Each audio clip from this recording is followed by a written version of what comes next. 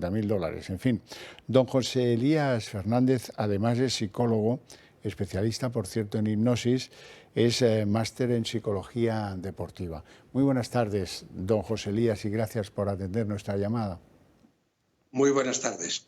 Bueno, ¿qué se nos puede pasar por la cabeza para tratar de ponernos en la piel de alguien a quien le pasan estos tristes acontecimientos que hay que lamentar, porque está bastante claro el fallecimiento de los 5 pasajeros del Titán? En primer lugar, hay que tener en cuenta que depende en un principio de las características de cada uno. Habrá personas de los 5 que había que reaccionarán de una forma quizás con ansiedad, pero otros se entregarán, ¿no? Eso en primer lugar. Después, lógicamente, ante el peligro inminente hay que tener en cuenta que puede haber un resentimiento frente a la pérdida. No puedo hacer nada, por lo tanto me abandono. Pero si tenemos en cuenta este pequeño Titán, por así decir, como se llama el submarino este, hay varias situaciones que pueden afectar. La primera es la pérdida de oxígeno.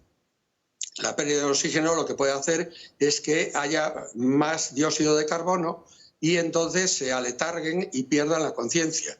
Es como un sedante, un anestésico para dormir, que lo que le va a producir es el ir perdiendo la conciencia poco a poco y entregarse a esa situación. Lógicamente, eso no le permite incluso el poder hablar o entablar una relación con los rescatistas que fueron allí. Y por otra parte, también tenemos que pensar que puede haber hipotermia, porque realmente si ha bajado a tanta profundidad y ha perdido la posibilidad el Titán de poder dar calor, lo que hace es también esa hipotermia, que la temperatura baje demasiado y la cápsula se quede sin energía, y por lo tanto también le va a poder hacer que tengan un aletargamiento y no piensen o no tengan la capacidad de poder hablar o manifestarse con los rescatistas, ¿no? Entonces tienen que enfrentarse, lógicamente, en una situación de las que estamos viendo, a varias cosas: hipotermia, falta de oxígeno y acumulación lógica de dióxido de carbono, lo cual hace que se puedan entregar a la muerte de una forma, en una situación distinta o más, vamos a decir, más avanzada, de una forma pues tranquila a la muerte ante esa situación. Lógicamente también puede ser que hayan tenido un distanciamiento. Muchas veces se produce eso ante las personas que sufren un trauma fuerte, una situación cercana a la muerte, un distanciamiento y un sentimiento de que la vida no tiene sentido ni propósito, ¿no? Entonces eso es como un mecanismo de defensa que tiene la mente para poder entregarse en ese momento a la situación que está viviendo.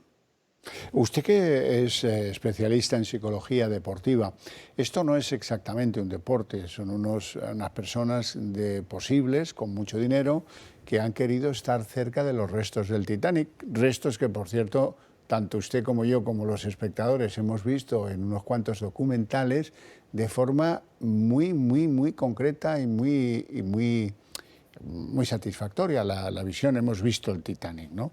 Querer estar allí se parece a querer escalar una montaña, se parece a algún reto deportivo. ¿Usted le ve comparación con ese factor riesgo de desafiar en algunas fases del deporte los retos de lo humano? Yo creo que es algo similar, y además también hay otra situación, que es el realizar una actividad que no pueden realizar otras personas, ¿no? Entonces eso sí le convierte en una situación de riesgo, porque además incluso firman un contrato que saben que hay un riesgo y que además eso le puede propiciar pues lo que ha propiciado ahora, o parece que ha propiciado ahora, ¿no? Que puedan perder la vida, ¿no?